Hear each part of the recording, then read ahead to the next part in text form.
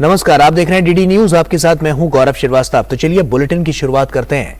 राष्ट्रपति द्रौपदी मुर्मू द्वारा national innovation foundation के 11वें द्विवार्षिक national grass roots innovation and outstanding traditional knowledge awards प्रदान अभूतपूर्व प्रगति की है।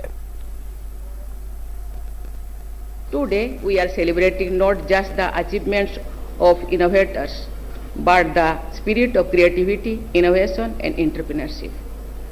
We can see small innovations happening every other day around us. Mothers daily use innovation in making meals for their children.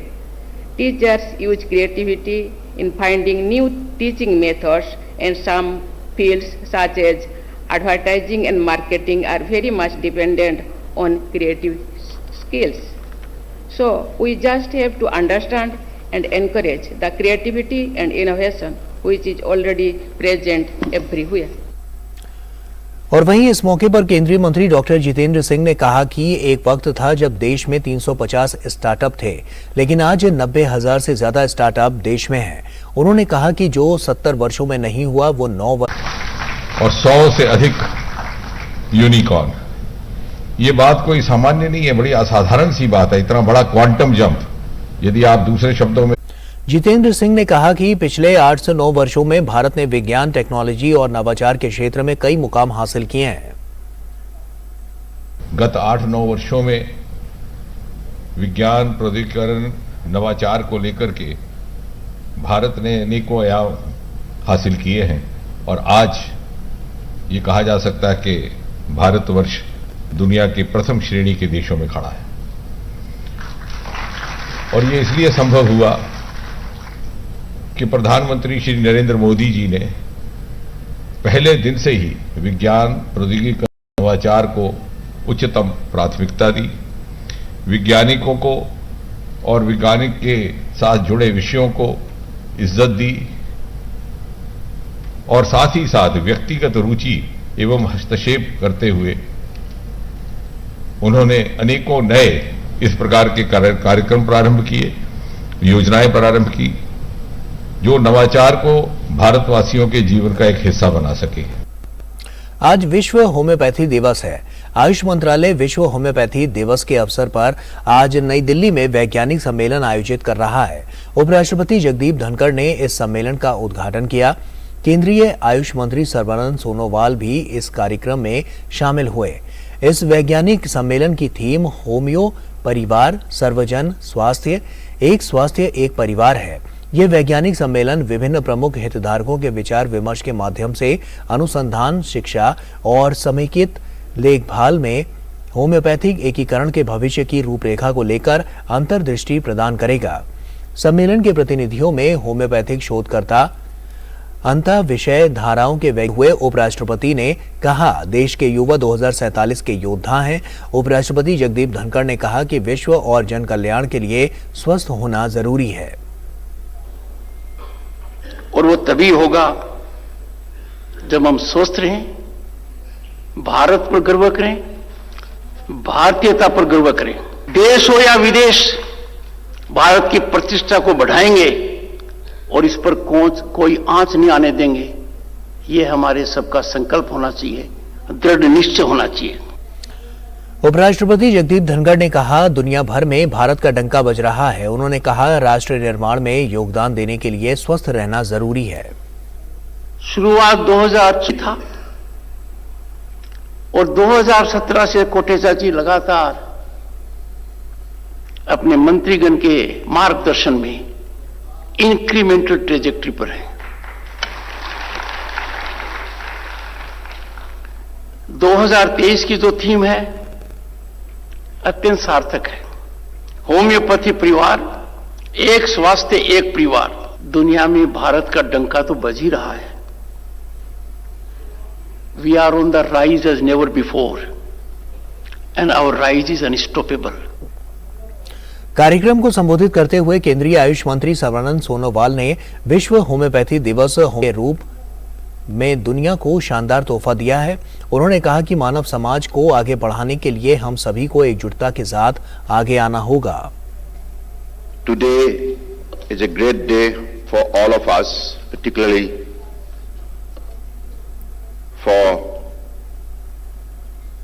Homeopathy Parivar. We are all here to celebrate the World Homeopathy Day in memory of the great founder of homeopathy, Dr. Samuel Hahnemann. I pay my deep tribute to Dr. Samuel Hahnemann and will remain indebted to Dr. Hahnemann for this gift to mankind. केंद्रीय गृह मंत्री और सहकारिता मंत्री अमित शाह का अरुणाचल प्रदेश का 2 दिन का दौरा आज से शुरू हो रहा है। केंद्रीय गृह मंत्री अमित शाह आज अरुणाचल प्रदेश के सीमावर्ती गांव किबिथु में वाइब्रेंट विलेज प्रोग्राम का शुभारंभ करेंगे।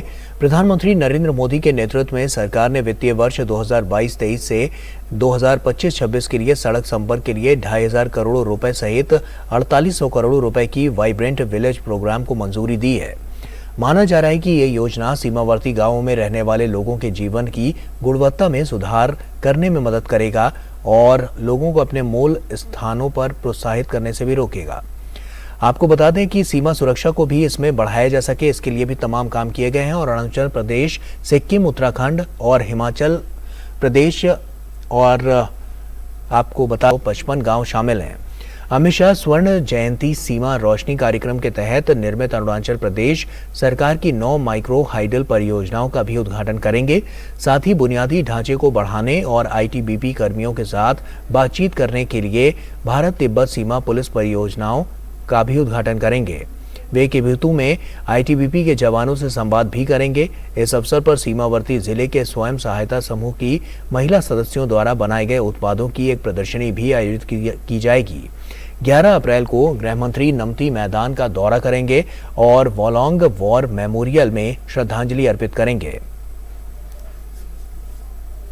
भाजपा के वरिष्ठ नेता और सांसद रविशंकर प्रसाद ने कांग्रेस नेता राहुल गांधी पर निशाना साधा है और कहा है कि गुलाम नबी आजाद ने आरोप लगाया है कि जब भी राहुल गांधी विदेश जाते हैं तो वो अवांछनीय व्यवसायी से मिलते थे। और रविशंकर प्रसाद ने पूछा कि राहुल गांधी किस किस से मिलते हैं, उनके मिलने का एजेंडा क्या होता है। उन्होंने कहा कि क्या राहुल गांधी भारत विरोधी व्यवसायियों के साथ मिलकर देश को कमजोर करने का काम कर रहे हैं। इससे एक बड़ा सवाल उठता है कि राहुल गांधी हर 4-5 महीने के बाद विदेश जाते हैं। किससे मिलते हैं राहुल गांधी? क्योंकि बाकी तो जाते हैं तो क्या क्या बोलते हैं कि भारत के लोकतंत्र पर ही सवाल करते हैं, वो चर्चा हम लोग कर चुके हैं। लेकिन राहुल गांधी किससे मिलते हैं? ये अनडिजायरेबल एलिमेंट से, बिजनेसमैन से, अवांछनीय बिजनेसमैन से वो मिलते हैं। आज तक राहुल गांधी जी ने पिछले 9 साल में भारत की विकास यात्रा में एक भी अच्छे शब्द नहीं कहे। चलिए उनका विषय है, लेकिन आज भारत दुनिया की 5वीं इकॉनमी बन चुका है, इंग्लैंड से आगे निकल चुका है। भारत का आईटी सेक्टर, भारत का डिजिटल सेक्टर, भारत का स्टार्टअप सेक्टर, याद करिए कि जब कोरोना काल में मेड इन इंडिया वैक्सीन ने दुनिया में अपना परचम लहराया तो उसका भी विरोध कर रहे थे कि कौन सी वैक्सीन है। तो क्या Rahul Gandhi anti India businessman के इशारे पर भारत को कमजोर करने की कोशिश कर रहे हैं और मोदी जी के खिलाफ अभियान कर रहे हैं? और वहीं रविशंकर प्रसाद ने कहा कि राहुल गांधी ने बोफोर्स पर कुछ नहीं कहा और ना ही कोत्रोकी को जब भगाया गया तो उस पर कुछ कहा। उन्होंने कहा कि कांग्रेस पार्टी भ्रष्टाचार में पूरी तरह से लिप्त रही है। राहुल गांधी ने आज तक बोफोर्स के खिलाफ कुछ कहा? आज तक कोत्रोकी को कैसे भगाया गया हिंदुस्तान से और कोर्ट के आदेश के बावजूद तत्कालीन कानून मंत्री हंसराज भारद्वाज ने अपने लॉ अफसर को भेजकर लंदन में जो उनका डील का मनी छुड़वाया बैंक से जो सीज था, इस पर कुछ कहा? क्या राहुल गांधी ने नेशनल हेराल्ड केस में वो बेल पर है अपनी माताजी के साथ 5,000 करोड़ की संपत्ति, क्या दिल्ली, क्या लखनऊ, क्या चंडीगढ़, क्या मुंबई, क्या पटना, ये सारी प्रॉपर्टी जो नेशनल हेराल्ड ट्रस्ट की थी उसको उन्होंने फैमिली ट्रस्ट बना के बड़े तबके तक ये जानकारी पहुंचा सकते हैं, लोगों को जागरूक कर सकते हैं। इससे बाल सुरक्षा जैसे क्षेत्र में बेहतर काम हो सकता है। That if I want to attack somebody, I can fake an Instagram account. And especially if I want to attack a woman or a female colleague who is a young one at school. And I think those conversations, the more we have it in, like I said, smaller towns, cities, the summit truly will be most successful if we take it out of the national capital and take it to the state capitals, take it to educational institutions, in especially the rural segments of our society. Even the aspect of digital literacy from the time that the platform was offered to citizens to today has changed. Has the component of digital literacy then changed? That is the one aspect we need to see. और Covid राज्यों के स्वास्थ्य मंत्रियों के साथ एक समीक्षा बैठक में मॉक ड्रिल करने को कहा था। मॉक ड्रिल के दौरान अस्पतालों में कोविड-19 हुए राज्यों और केंद्र शासित प्रदेशों को सतर्क रहने और कोविड प्रबंधन के लिए सभी पर्याप्त तैयारियां रखने की सलाह दी गई है। वहीं केंद्रीय स्वास्थ्य मंत्रालय ने कोविड की रोकथाम के लिए 5 चरणों की रणनीति में भी कोविड-19 की तैयारियों के मद्देनजर एक मॉक ड्रिल का किया गया और इस दौरान कोविड संक्रमण से निपटने की तैयारियों को जांचा परखा गया। झज्जर उसके लिए किया। उसको सांस में लेने में दिक्कत हो रही थी, उसका ऑक्सीजन का फ्लो कम हो रहा था, इसलिए हमने उसको तैयार किया। और वहीं हैदराबाद का गांधी अस्पताल भी इस मॉक ड्रिल का हिस्सा बना।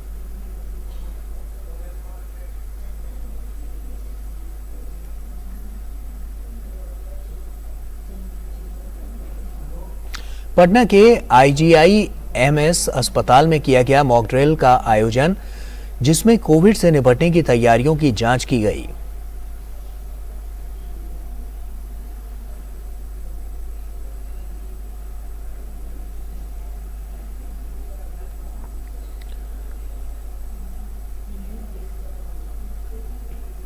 और वहीं कोरोना संक्रमण के ताजा आंकड़ों की बात करें तो स्वास्थ्य और परिवार कल्याण मंत्रालय के मुताबिक देश भर में पिछले 24 घंटों में कोरोना के 5,880 नए मामले दर्ज किए गए।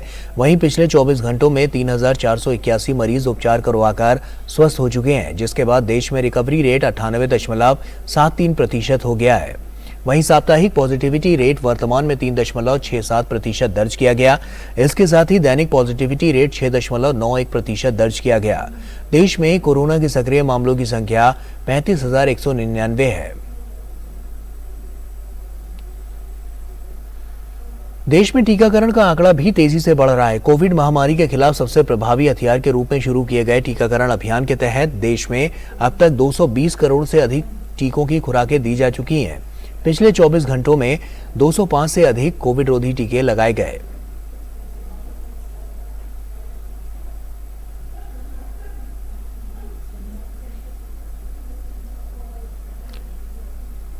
केंद्रीय वित्त मंत्री निर्मला सीतारमण आज से अमेरिका के दौरे पर हैं। वित्त मंत्री वॉशिंगटन DC पहुंच चुकी हैं। अपनी यात्रा के दौरान वित्त मंत्री विश्व बैंक समूह WBG और अंतर्राष्ट्रीय मुद्रा कोष IMF की 2023 बैठकों में भाग लेंगी। साथ ही वे G20 बैठकों, निवेशक और अन्य संबंधित बैठकों में भी शामिल होंगी। ये बैठकें आज से 16 अप्रैल तक वॉशिंगटन DC स्थित WBG और IMF मुख्यालय में आयोजित की जाएगी। वसंतकालीन बैठकों में दुनिया भर के वित्त मंत्री और केंद्रीय बैंक के गवर्नर भाग लेंगे। भारतीय वित्त मंत्रालय के प्रतिनिधि मंडल का नेतृत्व केंद्रीय वित्त और कॉरपोरेट कार्य मंत्री करेंगी और इसमें वित्त मंत्रालय और RBI के अधिकारी शामिल होंगे। केंद्रीय वित्त मंत्री के प्रमुख कार्यक्रमों में विश्व बैंक विकास समिति और IMF समिति के पूर्ण सत्र, विश्व के अर्थशास्त्रियों के और थिंक टैंक के साथ संवाद, विभिन्न देशों और अंतर्राष्ट्रीय संगठनों के साथ द्विपक्षीय विचार विमर्श, राउंड टेबल बैठकों में वैश्विक व्यापार जगत के प्रतिनिधियों और निवेशकों के साथ संवाद और भारतीय प्रवासियों के साथ बातचीत करना शामिल है। वित्त मंत्री सीतारमण और भारतीय रिजर्व बैंक के गवर्नर शक्तिकांत दास 12 से 13 अप्रैल को दूसरी G20 FMCBG बैठक की संयुक्त अध्यक्षता करेंगे।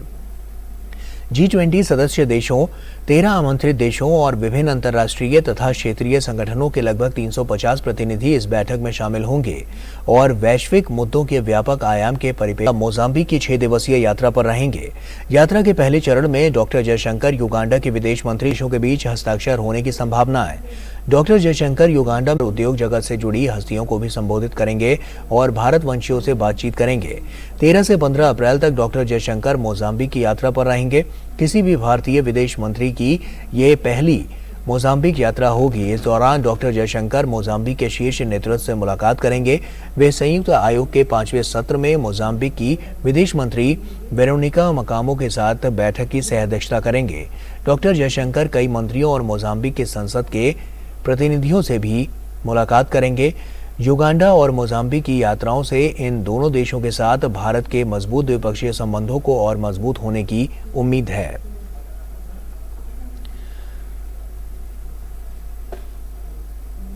और यहां वक्त एक छोटे से ब्रेक का हो गया है, जल्द लौटते हैं। तुम बॉडीगार्ड तो नहीं हो, पर तुमने हमारी रक्षा की है। तुम डॉक्टर तो नहीं हो, पर तुमने हमारी जिंदगी बचाई है।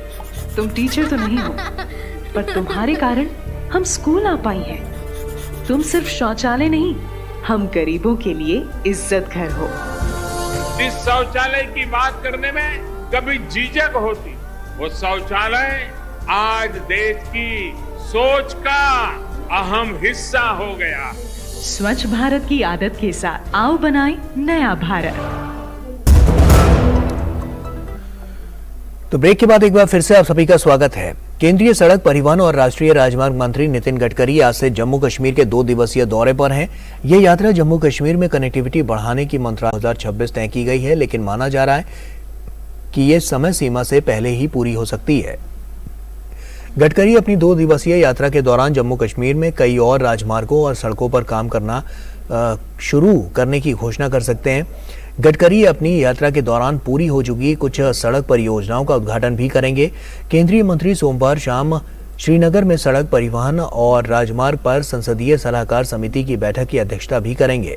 मंगलवार को गडकरी सड़क मार्ग से रामबन जाएंगे और रास्ते में श्रीनगर कांजीकुंड राजमार्ग, कांजीकुंड बनिहाल सुरंग और बनिहाल बाईपास पर विकास कार्यों का निरीक्षण करेंगे। इस दौरान राज्य के उपराज्यपाल मनोज सिन्हा नितिन गडकरी के साथ मौजूद रहेंगे। वो राष्ट्रीय राजमार्ग NH 44 के रामबन बनिहाल खंड का हवाई निरीक्षण भी करेंगे। गडकरी अपनी यात्रा के अंत में जम्मू के कटरा में माता वैष्णो देवी के मंदिर में दर्शन भी करेंगे। झारखंड की बात करें तो झारखंड के जमशेदपुर के कदमा थाना क्षेत्र में पुलिस प्रशासन और RAF ने फ्लैग मार्च किया। जमशेदपुर में रविवार रात 2 समूहों के बीच पथराव और आगजनी हुई थी। इलाके में धारा 144 लगाई गई है और मोबाइल इंटरनेट सेवा अस्थायी रूप से बंद है। रविवार को 2 समूहों के बीच पथराव की घटना के बाद प्रदर्शनकारियों ने कई दुकानों को आग के हवाले कर दिया था। पूरे इलाके में फोर्स तैनात की गई थी और पुलिस गश्त कर रही थी। इससे पहले भी रामनवमी पर झारखंड के जमशेदपुर के हल्दी पोखर इलाके में 2 गुटों के बीच झड़प हुई थी। छत्तीसगढ़ के बेमेतरा में 2 समुदायों के बीच हुई झड़प को लेकर विश्व हिंदू परिषद व अन्य संगठनों ने आज राज्य में बंद का आह्वान किया है। इस दौरान रायपुर में दुकानें बंद देखी गईं। सड़कों पर पुलिस की तैनाती भी की गई है। पुलिस ने VHP के बंद के आह्वान के बाद हर क्षेत्र में पुलिस बल तैनात किया है।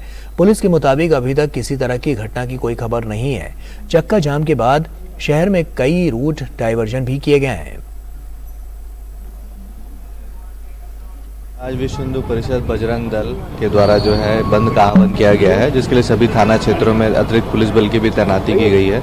400 से अधिक पुलिस के अधिकारी कर्मचारी तैनात किए गए हैं। सभी थानों में एक्स्ट्रा पेट्रोलिंग भी कराई जा रही है और जो भी कानून व्यवस्था की स्थिति है उस पर नजर रखी जा रही है। और इसी के साथ फिलहाल इस बुलेटिन में इतना ही। आप बने रहिए DD न्यूज के साथ। नमस्कार।